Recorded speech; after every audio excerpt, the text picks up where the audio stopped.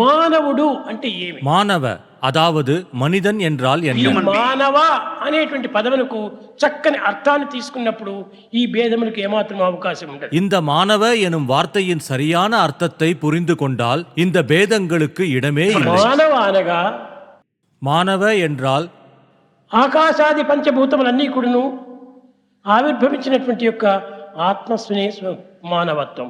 ஆகாயம் முதலிய பஞ்சபூதங்கள் அனைத்தும் வெளிப்பட்ட ஆத்மாதான் இந்த மானவத்துவம் ஆகும். మానవుడనగా ఈ శరీర సంబంధం కాదు. மனிதன் என்றால் இந்த சரீரத்துடன் சம்பந்தம் கிடையாது. ఆత్మకే మానవ అని పేరు. ஆத்மாவுக்கே மானவ என்று பெயர். మానవనగా ఆకాశాది పంచభూతములకంతా కూడాను పూరినటువంటిది ఈ మానవత్వం. மானவத்துவம் என்பது ஆகாயம் முதலிய பஞ்சபூதங்களுடன் கூடியது అయితే ஆகும்.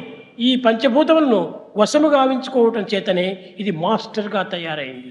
ஆனால் இந்த பஞ்சபூதங்களை கட்டுப்படுத்துவதால் தான் இவன் மாஸ்டர் ஆனான்.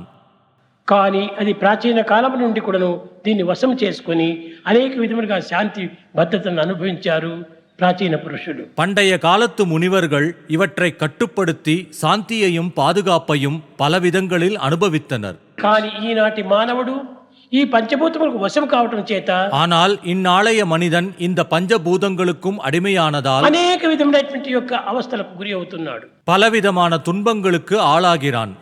ఇది కేవలము ఇది భిన్నంగా భావించరాదు. இதை நீங்கள் வேறாக எண்ணக்கூடாது. పంచభూతములు మానవుని యొక్క ఆధీనంలో ఉంటున్నాయి. பஞ்சபூதங்களும் மனிதனின் கட்டுப்பாட்டிற்குள் உள்ளன. ఆ విధమైనటువంటి ఆధీనం చేసుకున్నప్పుడే మానవుడు ఆత్మస్వరూపుడిగా రూపొందుతాడు. இவ்வாறாக மனிதன் பஞ்சபூதங்களை கட்டுப்படுத்திய பிறகே அவன் ஆத்மஸ்வரூபனாக உருவாக முடியும்.